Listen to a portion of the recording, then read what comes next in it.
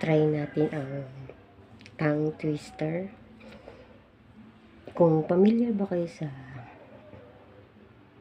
tongue twister na try natin English.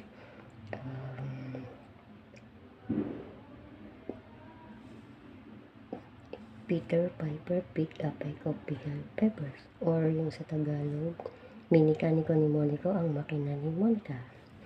So, una, dun tayo sa English. By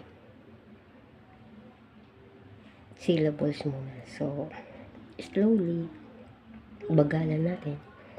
Peter Piper picked a peck of pickled pepper.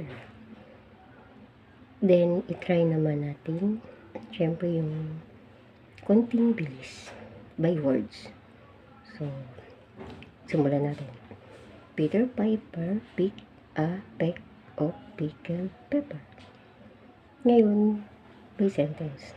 Buo na yun. Yung kompleto na. So, try natin.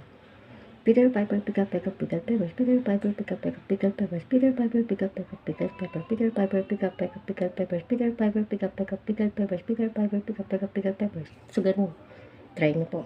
Then, ko sa Tagalog, minikaniko ni Monico ang makina ni Monica. So, try natin by syllables. Minikaniko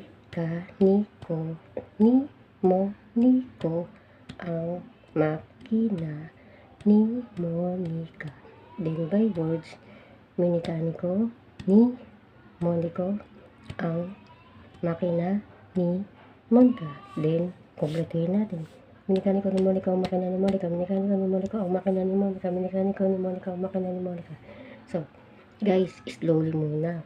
Then, saka konti, bilisan naman.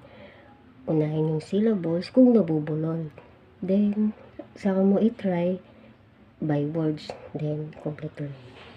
I hope makatulong sa inyo lahat.